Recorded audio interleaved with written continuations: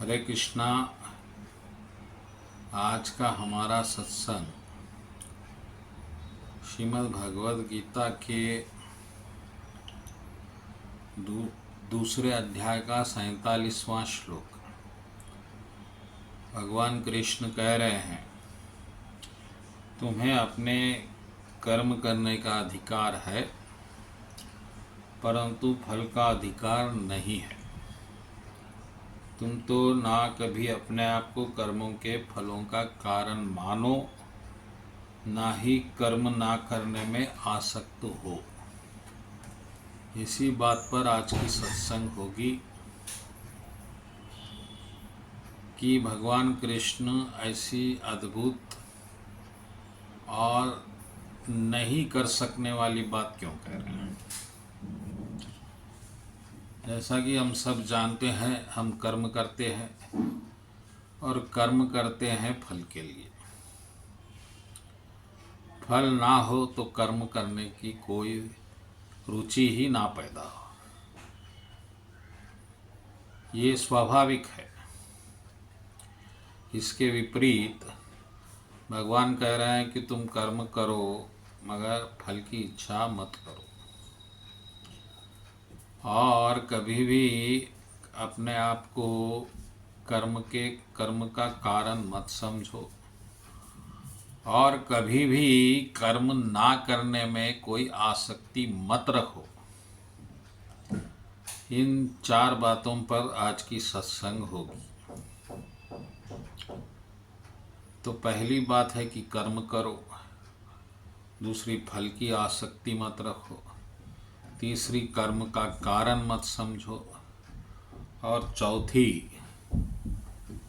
कर्म ना करने में कभी आसक्ति मत रखो। तो ये क्या हो सकता है हम और आप जैसे सामान्य लोगों के लिए? क्या ये मुमकिन है?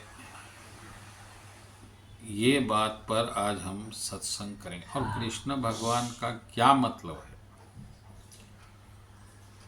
तो आप भी कर्म करते हैं, तो आप तो कभी बिना फल के कर्म नहीं करे होंगे, कोई नहीं करता। तो फिर ये कैसा हो सकता है? ये हो सकता है,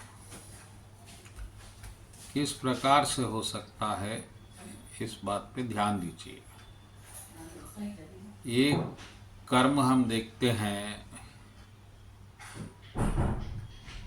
एक माता अपने पुत्र के लिए करती है जब वो बहुत छोटा बालक होता है। वो उसे हर चीज़ से उसका लालन पालन पोषण करती है, और बिना कोई फल के इच्छा के उसको संभालती है, और वो कोई फल की आशा नहीं रखती। वो इसलिए कि उसे कर्म में आनंद आता है, क्योंकि वो उस बालक से जुड़ गई है, वो उसे अपना मान रही है। इसी प्रकार से कोई किशोरी अवस्था में जब युवक युवती मिलते हैं, तो युवक भी युवती को प्रसन्न करने के लिए हर कार्य करने तैयार होता है, और उसको युवती को प्रसन्न करने में आनंद मिलता है। तो ये एक प्रकार के भाव में कर्म का फल कोई अहमियत नहीं रखता। इसी प्रकार भगवान का और हमारा एक संबंध है, जिस तरह माता शिशु का है, प्रेमी प्रेमिका का है। वो हमें नहीं मालूम, लेकिन भगवान को मालूम है। इसलिए भगवान अपना कर्म कर रहे हैं और उनको आनंद आ रहा है, कोई उम्मीद आपसे रखे हुए नहीं है। लेकिन जब ज्ञान से आपको ये पता चलता है कि कोई इतना प्रेममय है, जो प्रेम करने योग्य है, जो मेरे लिए करोड़ों जन्मों से कर्म कर रहा है, मुझे शरीर दे रहा है, फिर परमात्मा बन के बैठा हुआ है, फिर मुझे बुद्धि दे रहा है, स्मरण दे रहा है, फिर मेरे जो आनंद दे रहा है, भौतिक सुख दे रहा है, तो फिर आप उसके तरफ आसक्त होके उसके लिए जब कर्म करते हैं तो ये फल अपने आप मर जाता है। फिर आपको फल की कोई इच्छा नहीं रहती। और अगर आपको भगवान नहीं मालूम और उसका स्वभाव नहीं मालूम तो फिर आप भौतिक जगत के फल के लिए कर्म करेंगे और अपना जो आपने परिवार बनाया है उसके लिए कर्म करेंगे और वहीं पर कहीं सुख ढूंढेंगे। तो वो सुख मिलेगा नहीं, वो अलग बात है, लेकिन आप इसी चक्र में रहेंगे। तो आप इस बात पे ध्यान देना है कि आप कर्म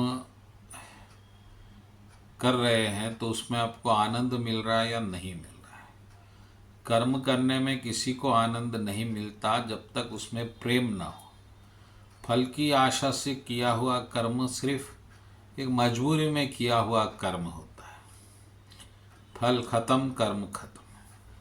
लेकिन जो कर्म प्रेम के भाव से उत्पन्न होता है उसको करने में आनंद आता है। तो वो अगर आप अपने जीवन में उस भाव तक पहुंच गए हैं अपने ज्ञान द्वारा, सत्संग द्वारा, अपने किसी भी तरह से गुरु कृपा, तो फिर आपको ये अनुभव हो जाएगा कि आप सीधा परमात्मा से जुड़े हुए हैं।